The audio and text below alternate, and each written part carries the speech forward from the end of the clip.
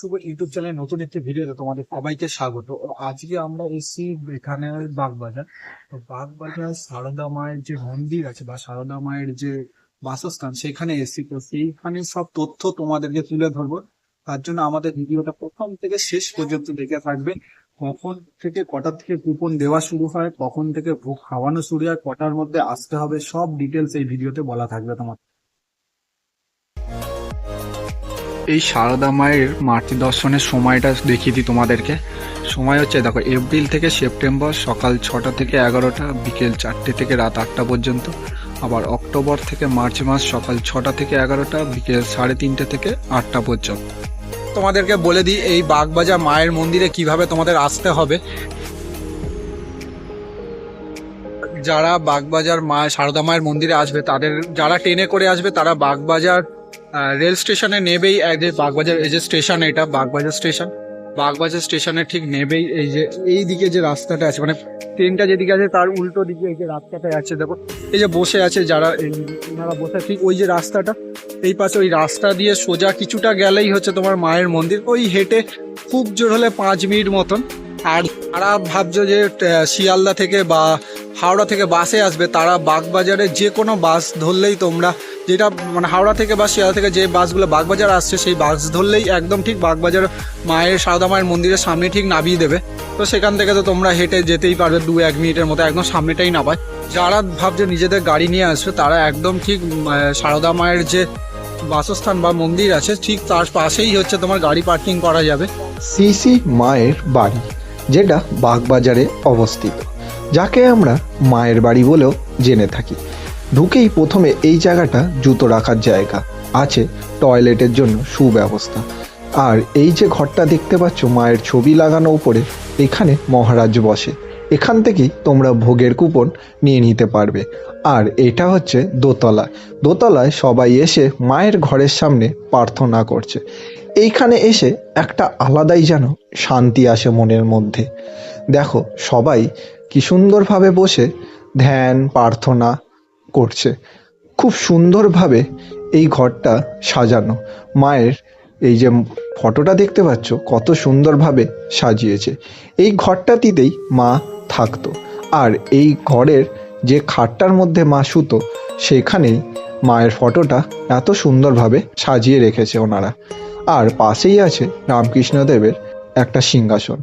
এইখানে এই যে রামকৃষ্ণদেবের ফটোও আছে।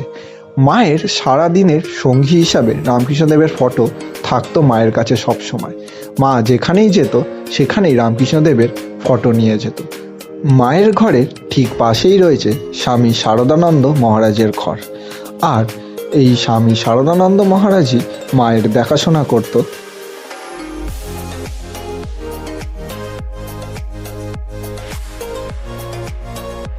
তো এখন আমরা ওপর থেকে পুরো নিচের এই ভিউটা তোমাদেরকে দেখাচ্ছি।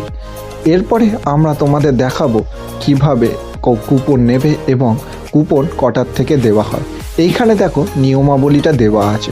সকাল 9:30 থেকে 10:30 কুপন দেওয়া হয়। প্রসাদের সময় হচ্ছে বেলা 12টা থেকে, মানে 12টা থেকে প্রসাদ খাওয়ানো শুরু হয়। মায়ের দর্শন করে এখন আমরা বেরাচ্ছি বাইরের দিকে। তো বাইরে আমরা ভেতর থেকে কুপন নিয়ে নিয়েছি। তো কুপন নিয়ে আমরা এখন চলে যাব হচ্ছে ভোগের লাইনে। চলো তোমাদের দেখাই একবার ভোগের লাইনটা কতটা। 11:30 থেকে ভোগের লাইন দেওয়া শুরু, মানে ভোগ দেওয়া শুরু হয়।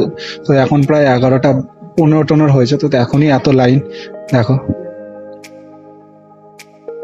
আমাদের কুপন, এটা হচ্ছে ভোগের কুপন। আমাদের ভোগের কুপন আমরা ভেতর থেকে নিয়েছি। ভেতর থেকে নিয়ে এখন বাইরে দাঁড়িয়ে আছি।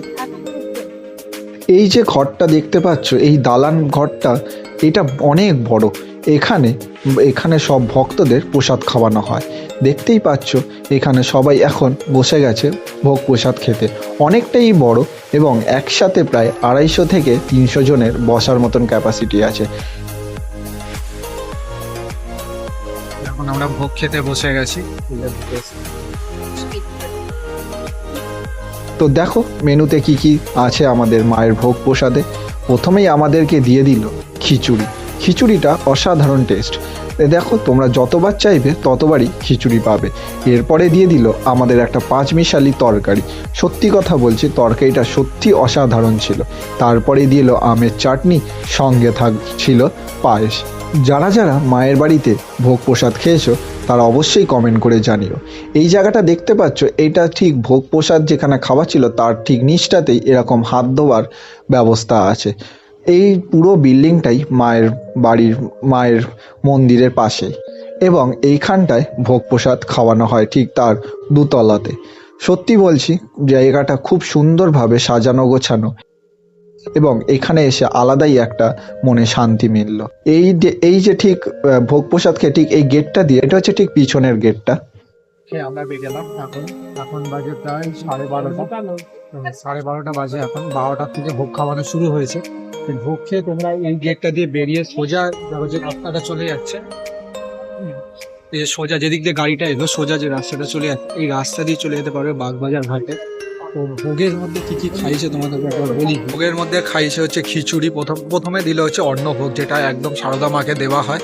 সেই ভোগটাই প্রথমে দেওয়া হয়, অন্নভোগ সবাইকে দেওয়া হয় অল্প অল্প করে। তারপরে দেওয়া হয় হচ্ছে খিচুড়ি, তারপরে হচ্ছে তরকারি, একটা পাঁচমিশালি তরকারি, তার সাথে থাকে হচ্ছে তোমার চাটনি, পায়েস, এবং খুব শৃঙ্খলাবদ্ধভাবেই খাওয়া দাওয়াটা হয়, কারণ ওখানে গিয়ে কোনো কথা বলা যাবে না বা ভিডিও করা যাবে না। তো সেই জন্য আমরা পুরো ওরকমভাবে ভিডিওটা তোমাদের দেখাতে পারিনি। যারা যারা তোমরা এখানে ভোগ খেতে আসবে, তো তোমাদেরকে তো বলেই দিলাম টাইমিং। কেমন লাগলো আমাদের ভিডিওটা অবশ্যই কমেন্ট করে জানিও, আর অবশ্যই শেয়ার করো। যারা মায়ের মন্দিরে বা বাগবাজার মায়ের মন্দিরে আসবে ভোগ খেতে, তাদেরকে শেয়ার করে দিও, এবং ভালো লাগলে লাইক কমেন্ট শেয়ার অবশ্যই করো। আর তোমাদের যারা আত্মীয় স্বজন বা বন্ধু বান্ধব আছে যারা আসতে চাও, তাদেরকেও শেয়ার করো, তারা একবার এসে অন্তত মায়ের মন্দিরে ভোগ খেয়ে যাক এবং মায়ের মন্দিরে একবার দর্শন করে। সত্যিই খুব ভালো লাগলো।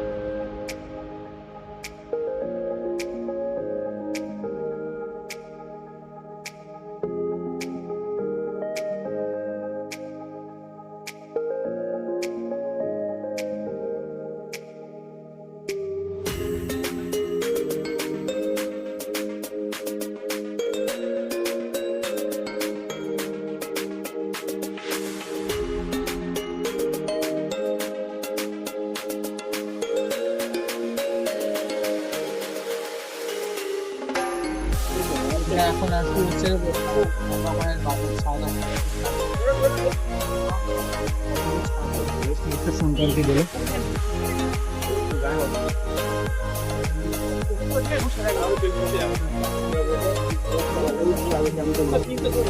পুরো ভিডিওটা আমাদের কেমন লাগলো অবশ্যই তোমরা জানিও। আর যারা যারা এই সারদা মায়ের মন্দিরে এসছে তারা অবশ্যই কমেন্ট করে জানিও তোমাদের কেমন লেগেছে। তো চলো দেখা হচ্ছে নেক্সট আরেকটি ভিডিও।